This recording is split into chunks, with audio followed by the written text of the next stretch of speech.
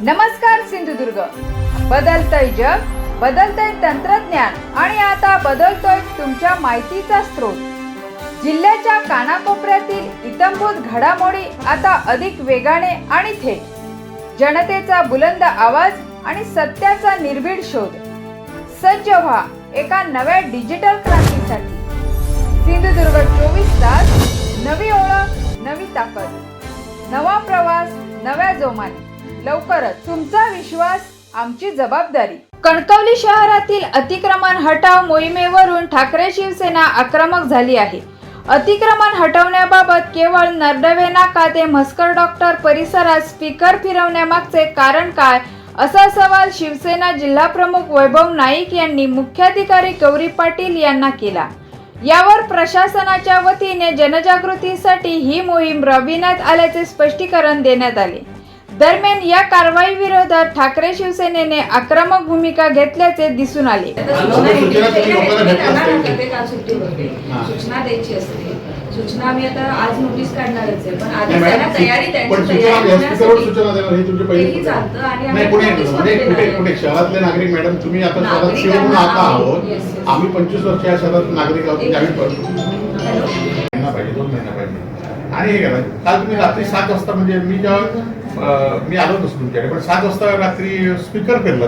7:30 पर्यंत होते. नाही हो मॅडम, स्पीकर फिरला ही चुकीचं असं म्हणतात. स्पीकर फिरला म्हणजे काय की आम्हाला आता मी स्पीकर फिरायच्या आधी पत्रकार परिषद झालेली आहे अतिक्रमण काढणार म्हणून विचारायला. हो पण स्पीकर कशाला फिरवला असं मग त्यांचीच माहिती आम्ही लोकांपर्यंत पोहोचवतो की आम्ही अतिक्रमण काढणार आहे, तुम्ही तयारी करा म्हणून.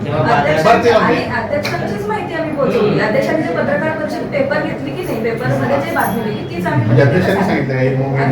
अतिक्रमण म्हणजे अध्यक्षांचा विषय आहे. अध्यक्षांनी परवाना विचारा. मी नव्हते तिथं मागच्या सोमवारी.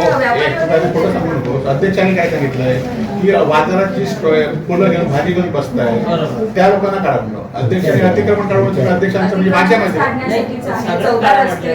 बिल्डिंग सगळ्या काढा म्हणून मी पेपर प्रेस वाचली तेव्हा मी बघितलं की माझ्या अध्यक्षांनी मला जाऊ दे. अतिक्रमण आम्ही काय अतिक्रमणचं हे नाही, पण मॅडम काय लोकांना भयभीत करू नका. आणि एक तुम्ही त्यांना मी तेच बोलत होते की किती तुम्हाला हो मॅडम स्पीकर लावला हे भयभीत वातावरण कसं आहे त्यांना विचारा ना. तुम्हाला आता नोटीस केलं की नाही, पण स्पीकर लावला. एक मिनिट कोणी आलं आता तेच तयार करतो. हो मॅडम नोटीस द्या तुम्ही 24 तास. आता तसं बघितलं तर बिल्डरांकडे आम्ही देतो ना पत्र, ते पण मॅडम तुम्हाला सांगतो की बिल्डरांनी सुद्धा काही बिल्डिंग मध्ये त्यांनी तुमच्याकडे जागा हे करायची दिल्याकडे तुमच्याकडे त्यांना पण द्या. सगळ्यांना नियम तो लावा. या गरीब लोकांना एक नियम, बिल्डरांना एक नियम, मला एक नियम असं नको लावू का. आमचं अधिकार असलं तर आमचं काढा, पण सगळ्यांना एक नियम लावून काढा.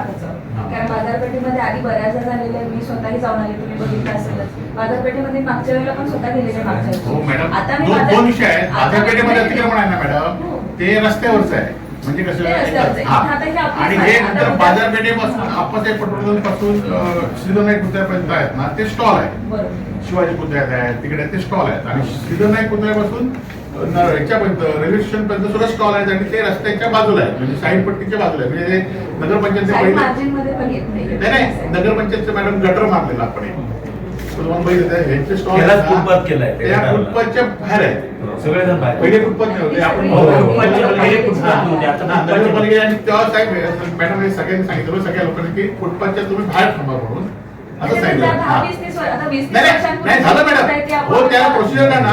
पण तुम्ही शहरात येताना ना शहरात हायवे तरी पहिलं करा नंतर इकडचं करा. शेवटी कुठलं ते करा आम्ही सांगू शकत नाही की हे करा ते करा. आमचं म्हणणं आहे की ह्यांच्यावरच हे होऊ नका. वेळ द्या. आमच्यामुळे मॅडम आधी वाहतुकीला कुठलाही अडथळा वगैरे होत नाही.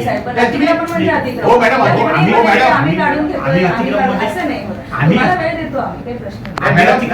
दोन विषय आहेत. रस्त्यावरचं अतिक्रमण हा ए पार आहे, तो बाजारपेठेत आहे. आता बाजारपेठेत तुम्ही गेला तर इथे पण मिळेल, टीपी रोडला पण मिळेल, जे रस्त्याचे स्टॉल आहे.